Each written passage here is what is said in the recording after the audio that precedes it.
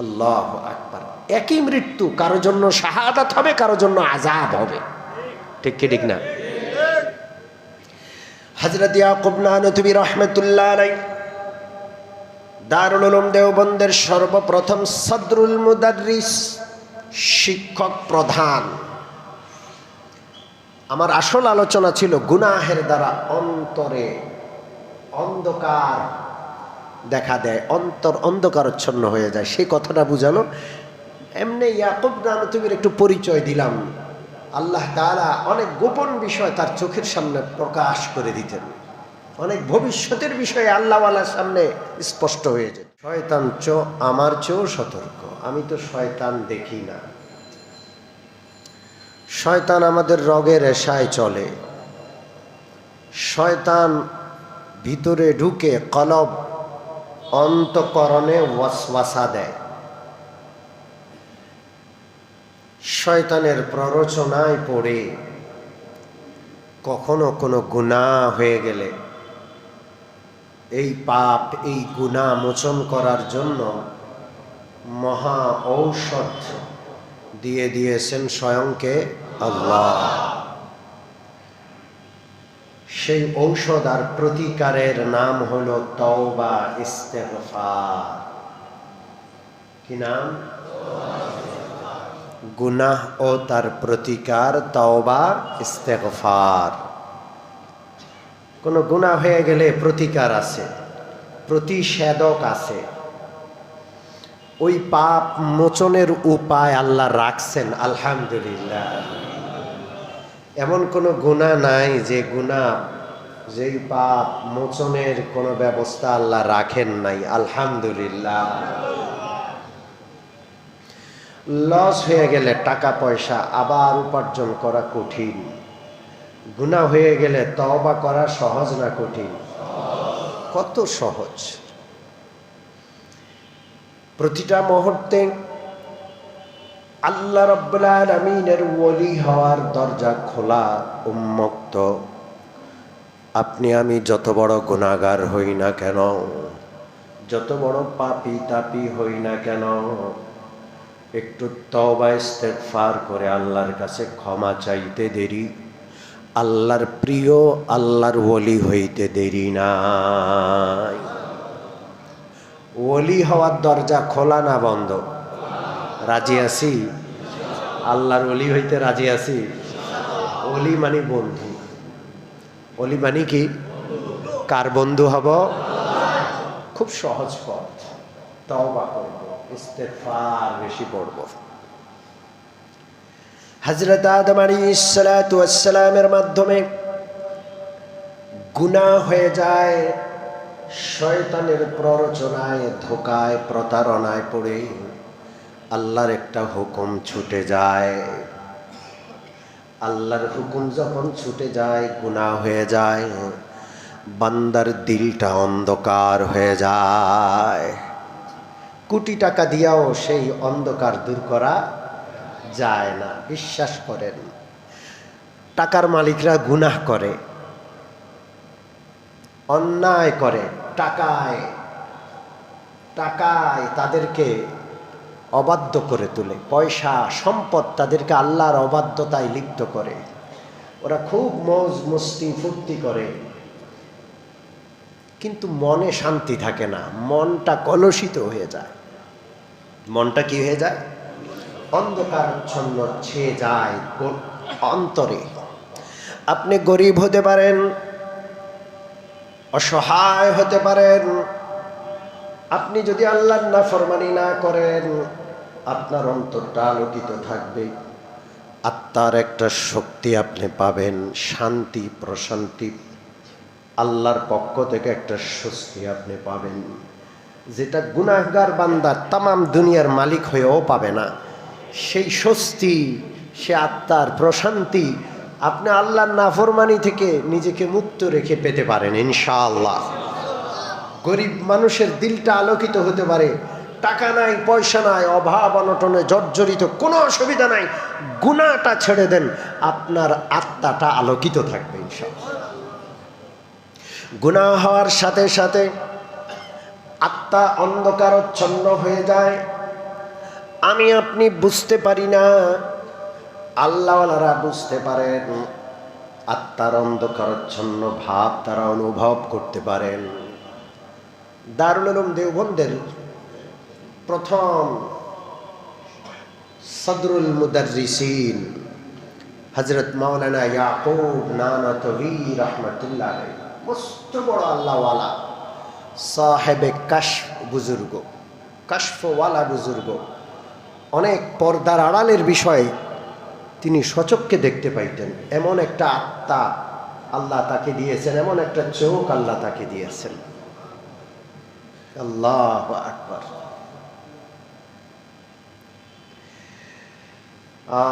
একবার দেওবন্দে মহামারী দেখা দিছে, কলেরা। কি দেখা দিছে? কলেরা। আগের যুগে মহামারী এই রকমের দেখা দিত, তখন মানুষকে কবর দিয়া দাফন করে কুলাইতে পারত না। কবর দিয়ে আসছে, যিনি কবর দিয়ে আসছে উনি আইসা, উনিও মহামারীতে মারা গেছে, ওনারে আবার কবর দেওয়া। রাত দিন কবর দিতে দিতে মানুষ অস্থির হয়ে যেত। একবার কলেরা দেখা দিল। মাওলানা ইয়াকুব নানাতভী রাহমাতুল্লাহ আলাইহি দারুল উলুম দেওবন্দের পক্ষ থেকে ঘোষণা করলেন, সবাই দান সদকা করেন। দান সদকা করলে বালা মুসিবত দূর হয়।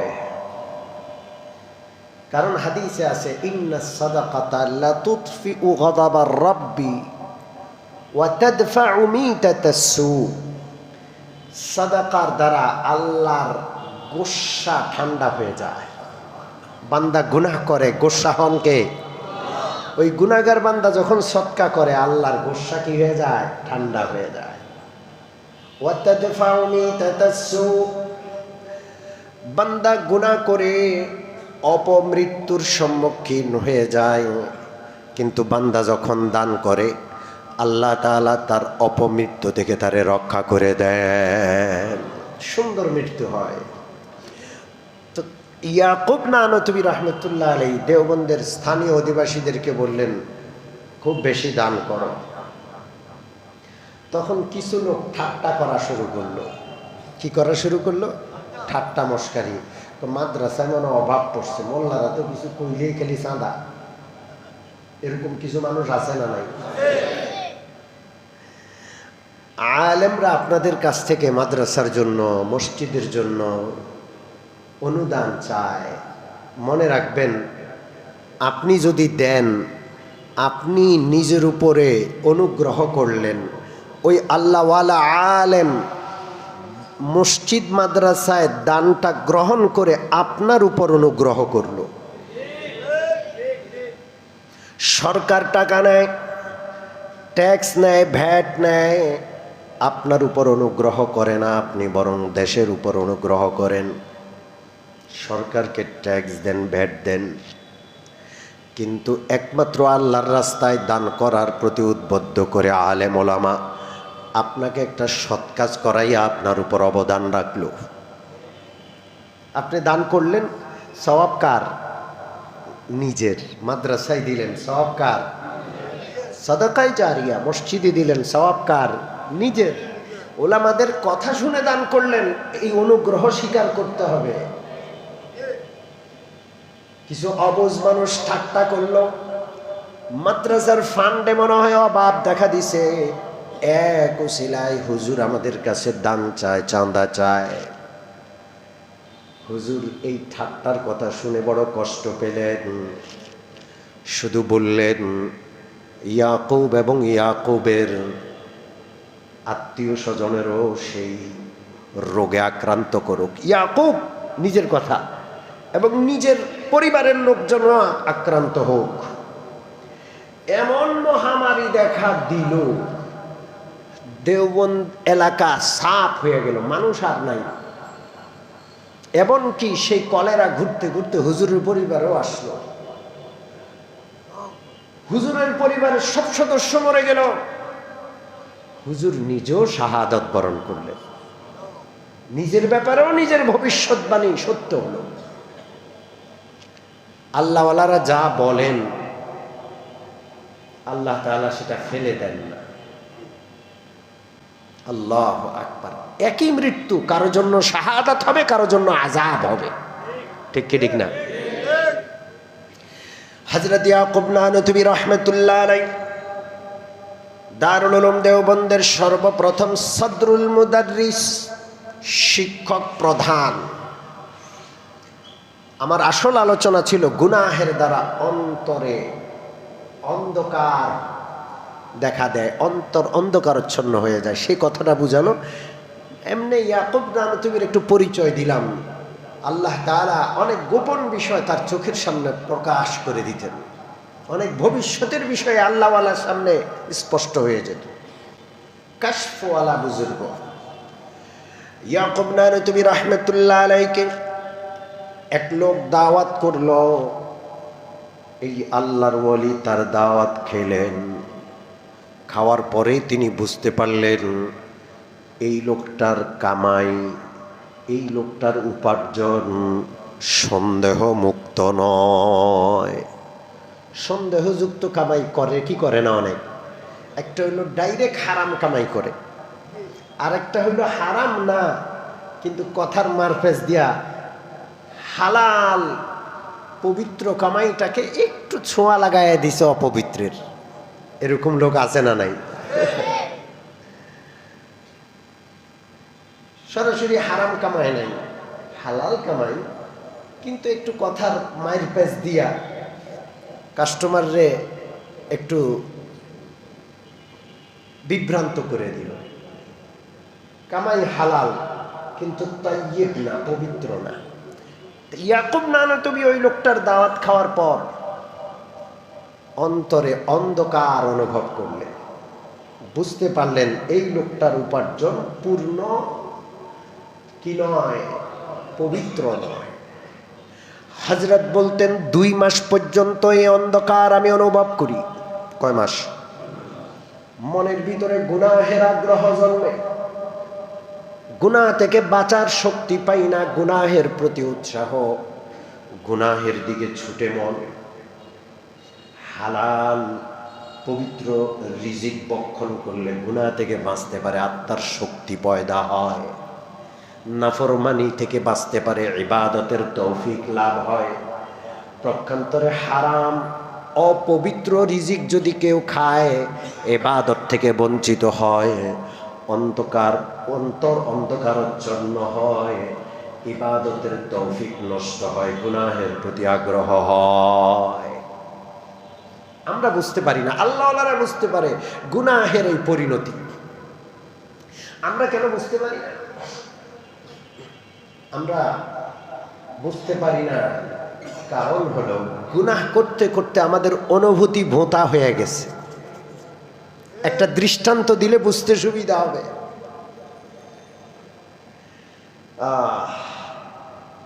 অনেক সময় রাস্তার পাশে ডাস্টবিন থাকে, ডাস্টবিন। আপনি যখন ওই ডাস্টবিনের পাশ দিয়ে হাঁটেন, নাক চেপে ধরেন, গন্ধ। ঠিক কি ঠিক না?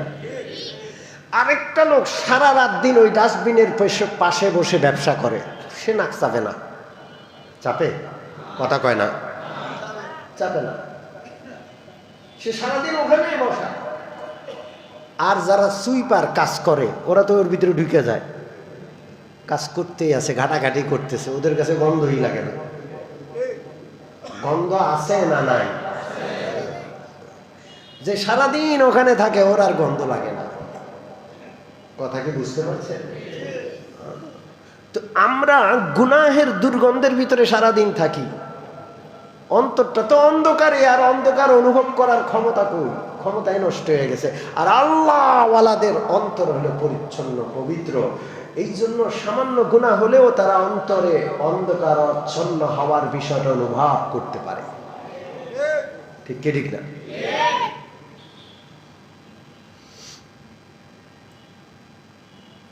একটা কিসসা মনে পড়ে গেল। এক মেথর, কি মেথর,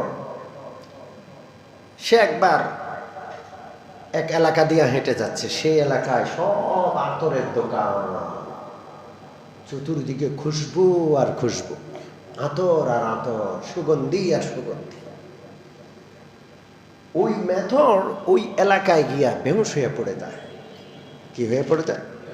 জোরে বলেন।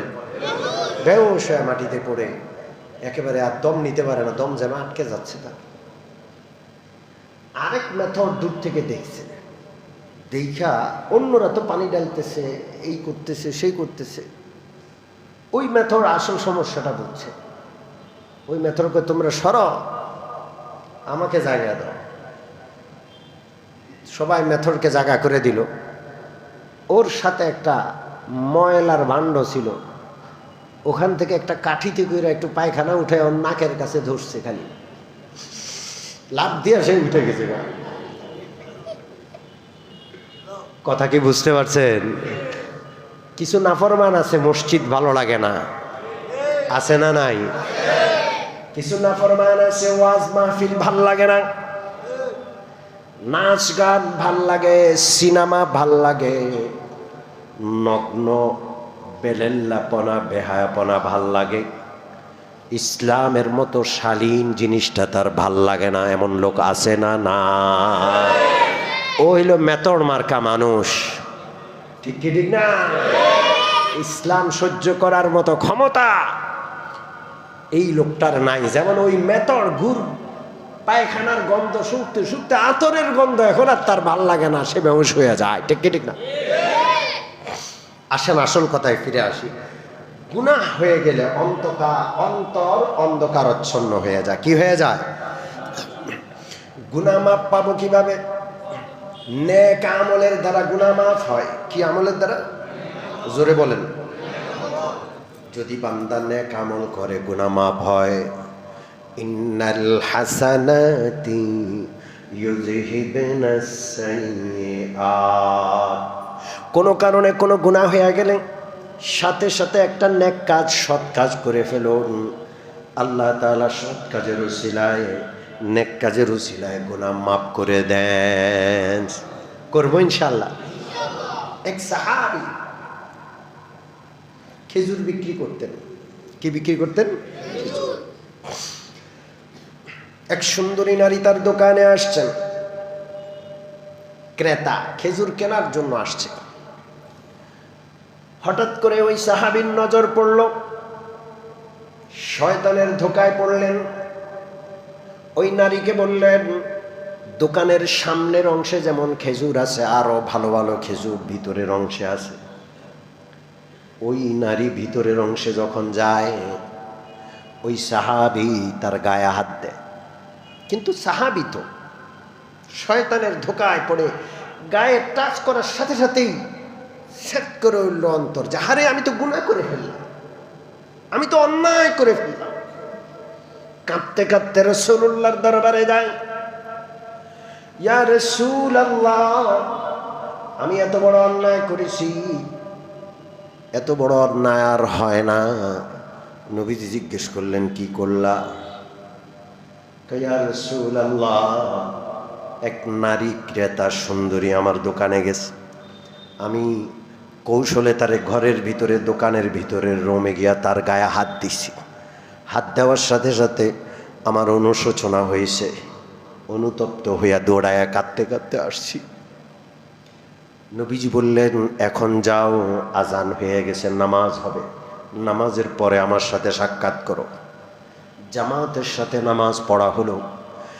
নামাজের পরপর পবিত্র কোরআনের সূরা হুদের একটা আয়াত নাযিল হয়, আকিমিস সালাতা তারাফাইন নাহারি ওয়া যুলাফান মিনাল লাইল ইন্নাল হাসানাতি ইউযহিবনাস সাইয়্যাত যালিকা যিকরা লিয-যাকিরিন। আল্লাহ রাব্বুল আলামিন বলছেন, ও নবীজি, নামাজ কায়েম করুন। দিনের অগ্রভাগে, দিনের শেষ ভাগে যত নামাজ আছে সবগুলো নামাজ কায়েম করেন। দিনের শুরুর নামাজের নাম কি? জোরে বলেন, কি নাম? দিনের মাঝামাঝি নামাজের নাম কি? দিনের শেষের নামাজের নাম কি? রাত্রের শুরুর নামাজের নাম কি? মাগরিব। জোরে বলেন কি? আল্লাহ। শোয়ার সময় নামাজের নাম কি? আল্লাহ বলেন দিনের শুরু শেষ, রাতের শুরু শেষ নামাজ কায়েম করো। নামাজ এত বড় সৎ কাজ। ইউজহিবিনা সাইয়্যাত। এক নামাজ থেকে আরেক নামাজের মধ্যে কোনো গুনাহ হয়ে গেলে আল্লাহ সব নামাজের উসিলা মাফ করে দেন। নামাজের পরে রাসূলুল্লাহর চেহারাটা পূর্ণিমার চাঁদের মতো উজ্জ্বল, খুশিতে চোখ জল জল করছে। ওই সাহাবী অনুশোচনা, অন্যায়ের অনুশোচনার অনুতপ্ত নিয়ে রাসূলুল্লাহর সামনে মাথা নিচু করে বসে আছে। নবীজি বললেন, সুসংবাদ নাও, তোমার দ্বারা একটা অন্যায় হয়েছে, কিন্তু আল্লাহ তাআলা আয়াত নাজিল করছেন, যেই নামাজটা পড়েছো এই নামাজের মাধ্যমে আল্লাহ তোমাকে মাফ করে দিয়েছে। এখন হযরত ওমর ওখানে আছেন। ওমর জিজ্ঞেস করলেন, হুজুর এই আয়াতটা খালি কি তার জন্য না সবার জন্য? রাসূলুল্লাহ বললেন, সবার জন্য, কিয়ামত পর্যন্তের জন্য। আল্লাহ! নামাজ পড়লেই তো গুনাহ মাফ হবে। যারা নামাজ পড়ে না ওগো কি অবস্থা? নামাজ পড়বো ইনশাআল্লাহ, কোনো নামাজ ছাড়বো না তো? একটু হাত তুলি, আল্লাহকে সাক্ষী রাখি। নারায়ে তাকবীর, নারায়ে তাকবীর। আমরা নামাজ ছাড়বো না ইনশাআল্লাহ। তাহলে নেক আমল দ্বারা গুনাহ কি হয়ে যায়?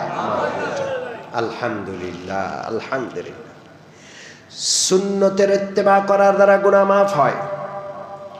কেউ যদি রাসূলুল্লাহর কোন সুন্নাত পালন করে, রাসূলুল্লাহর অনুকরণ করে, গুনাহ মাফ হয়ে যায়।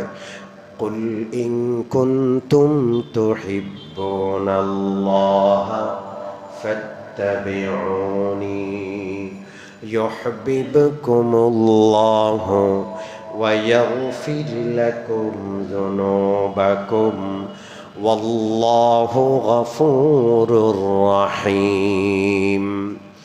আল্লাহ রাব্বুল আলামিন বলেন, ও নবীজি আপনি বলে দিন, তোমরা যদি আল্লাহ রাব্বুল আলামিনকে ভালোবাসো, আমি নবীর অনুকরণ করো, আমি নবীর অনুকরণ যদি করো, তোমরা আল্লাহকে ভালোবাসো, স্বয়ং আল্লাহও তোমাদেরকে ভালোবাসবে। আমরা আল্লাহকে ভালোবাসার পিছনে পিছনে দৌড়াই, নবীর অনুকরণ করলে স্বয়ং আল্লাহ বান্দাকে মহব্বত করা শুরু করে। ওয়ায়াগফির লাকুম যুনুবাকুম, বান্দার সব গুনাহ আল্লাহ মাফ করে দেয়। ওয়াল্লাহু গফুরুর রহিম, দয়াময়, গুনাহ মাফকারী। আল্লাহ তাআলা গুনাহও মাফ করে দেন, বান্দার প্রতি দয়া রহমত নাজিল করেন। সুবহানাল্লাহ। এই জন্য সুন্নতের অনুকরণ করব। রাজি আছি? এখন ঘুমাইতে যাব, এখন মসজিদ থেকে বের হব, বাম পাও দিয়ে বের হব, ডান পায়ে আগে জুতাটা পরব। আল্লাহুম্মা ইন্নী আসআলুকা মিন ফাদলিক দোয়াটা পড়ব। ঘুমাইতে যাব বিছানায়, ওযু করে ঘুমাবো, ডান কাত হয়ে ঘুমাবো। আল্লাহুম্মা বিইসমিকা আমুতু ওয়া আহইয়া পড়ে ঘুমাবে। এগুলো সব সুন্নত। এক একটা সুন্নত পালন করবেন, গুনাহ মাফ হবে। সুবহানাল্লাহ। রাজি আছি ইনশাআল্লাহ? যে কোনো নেক আমল করব, গুনাহ হয়ে গেলে সাথে সাথে নেক আমল করব। পাশাপাশি নিজের জীবনের প্রতিটা কদমে কদমে সুন্নত পালন করব। সুন্নত মানে নবীর অনুকরণ। সুন্নত মানে কি? নবীর অনুসরণ। আমার নবী কিভাবে ঘুমাইতেন, আমার নবী কিভাবে জাগতেন, জাগলে কোন দোয়াটা পড়তেন, ঘুমাইতে কোন দোয়াটা পড়তেন, পারবো না? শুইতেন কিভাবে, পারবো না? ইনশাআল্লাহ আল্লাহ যেন কবুল করেন। আমরা আর কাউকে অনুকরণ করব না, শুধু একজনকে মানব। তিনি কে? মুহাম্মাদুর রাসূলুল্লাহ। আল্লাহ তো রাসূলুল্লাহকে মানতে বলছেন। আল্লাহকে, রাসূলুল্লাহকে মানা মানে কাকে মানা? আল্লাহু আকবার। ও মুমিন মুসলমান, গুনাহ মাফ হয় তওবার মাধ্যমে। বান্দা যখন তওবা করে, আল্লাহ গুনাহ মাফ না করে পারেন না। আল্লাহ রাব্বুল আলামিন গুনাহ মাফ করে দেন। ছোট্ট একটা ঘটনা বলে কথা শেষ করব। হাদিসে আছে বনি ইসরাঈলের এক গুনাহগার নাফরমান হযরত মূসা আলাইহিস সালামের যুগের ঘটনা। এত দুষ্ট, এত খারাপ, এলাকার মানুষ এত বিরক্ত তার উপর। আল্লাহর কাছে সবাই দোয়া করে, আল্লাহ ও মরে না কা, ও শেষ হয় না কা, ওর উপর আল্লাহর গজব পড়ে না কা। এরকম কিছু খারাপ লোক দুনিয়াতে আছে না? না আছে। মানুষ মুখে হাসলেও অন্তর লানত করে, এরকম লোক আছে। আল্লাহ যেন আমাদের এরকম না বানায়। মানুষ যেন দেখলে দোয়া করে আমার আপনার জন্য। রাজি আছি না? হাসি মুখে থাকবো, কারোর সাথে কর্কশ কথা বলবো না, কারোর সাথে খারাপ আচরণ করব না ইনশাআল্লাহ। তো বনি ইসরাইলের ওই যুবক মানুষকে জ্বালাইয়া শেষ করে ফেলছে। এত জ্বালান জ্বালাইছে, মানুষ খালি তার কাছ থেকে পানা চায়, আল্লাহ ওর থেকে আমাদের পানা দেন। সে যদি এই পথে আসে, মানুষ আরেক পথে যায়। এত জ্বালান জ্বালাইছে। আল্লাহর কি হিকমত, একবার ওই দুষ্ট লোক অসুস্থ হয়ে যায়। এমন কঠিন অসুস্থতা, যে অসুস্থতার চিকিৎসা নাই। গায়ে পছন্দ হয়েছে দুর্গন্ধ, এমন দুর্গন্ধ এলাকায় কেউ তাকে রাখতে রাজি না। তার আপনজন সব দূরে সরে গেছে, আপনজনও তারে কেউ দেখতে পারে না। এখন যখন অসুস্থতা চরমে, তারা আপনজন এবং এলাকাবাসী সবাই নিয়ে জঙ্গলে ফেলে দিয়ে আসছে। যা তুই ওখানে বলা, কোথায় ফেলে দিয়ে আসছে? জঙ্গলে। কেউ নাই, তার পররা তো নাই, ওই আপনরা ও কেউ নাই। মা বাবা, আত্মীয় স্বজন, ভাই বোন, স্ত্রী পরিজন, সন্তান সন্ততি কেউ নাই। প্রচন্ড অসুস্থতায় ওই লোকটা মৃত্যুর প্রহর গুনছে, অপেক্ষা করছে। এমন সময় হঠাৎ মনে আসলো, আহারে, দুনিয়ার সবাই আমার এই কঠিন মুহূর্তে, আমার চরম মুহূর্তে আমারে দূরে ঠেলে দিল। আমার আল্লাহ তিনি তো আছেন। আমি একটাবার ডেকে দেখি না, আমার আল্লাহ আমারে দূরে সরাইনি। একেবারে মৃত্যুর অপেক্ষায় উপত হইয়া শুইল, মাটির মধ্যে মাথার নাক লাগাইল, ডাক দিল, আল্লাহ মালিক, আমার কেউ আমার সাথে নাই, না আপন না পর।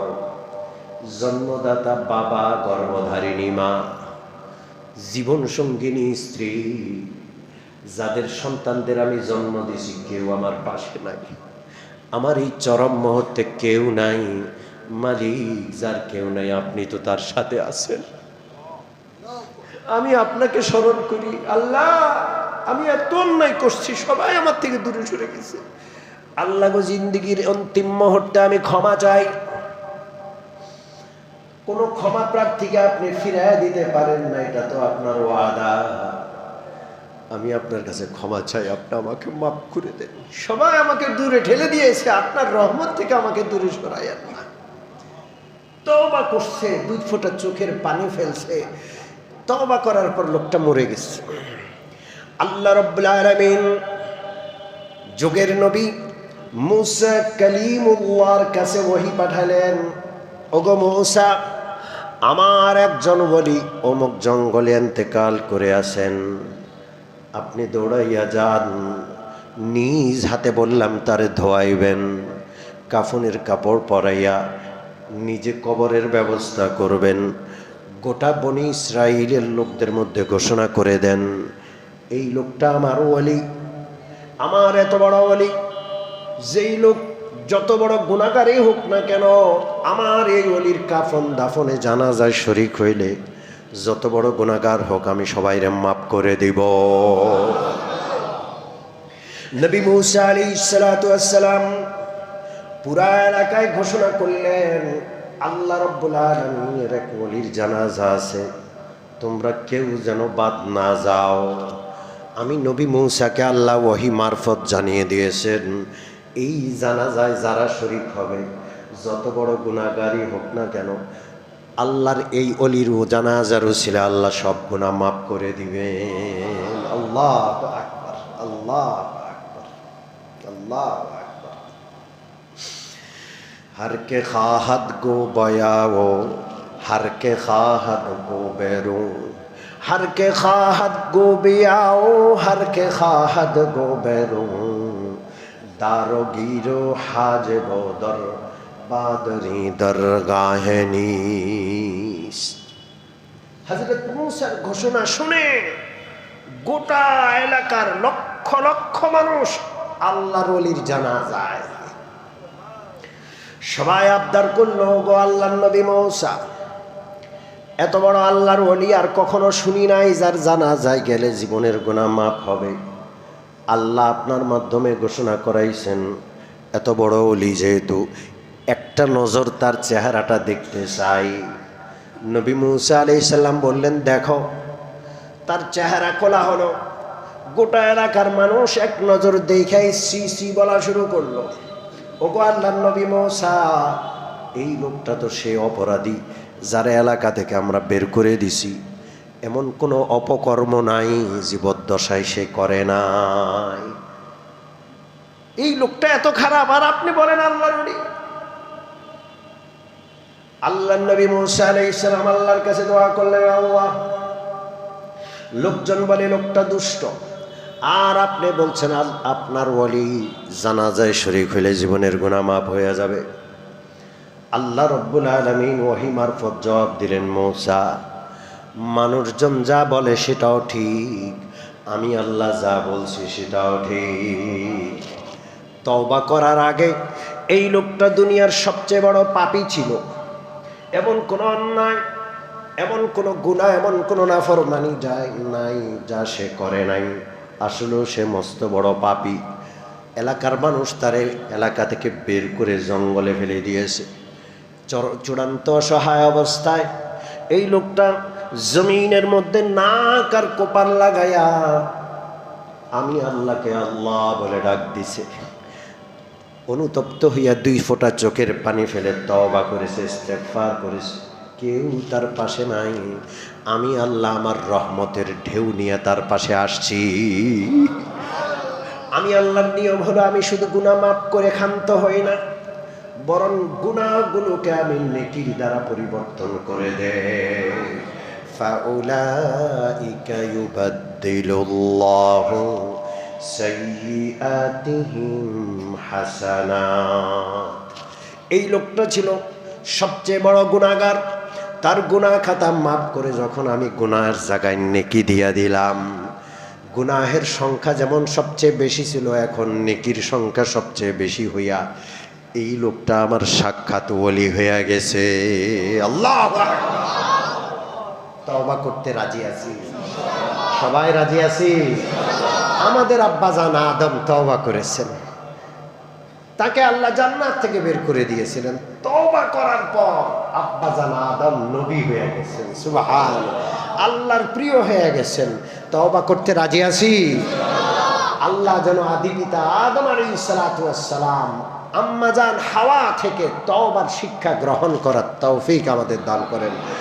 আমিন। ওয়া আখিরু দাওয়ানা আনিল হামদুলিল্লাহি রাব্বিল আলামিন। وصلى الله تعالى على خير خلقه محمد وآله وأصحابه. الحمد لله رب العالمين، والصلاة والسلام على سيد الأنبياء والمرسلين وعلى آله وأصحابه.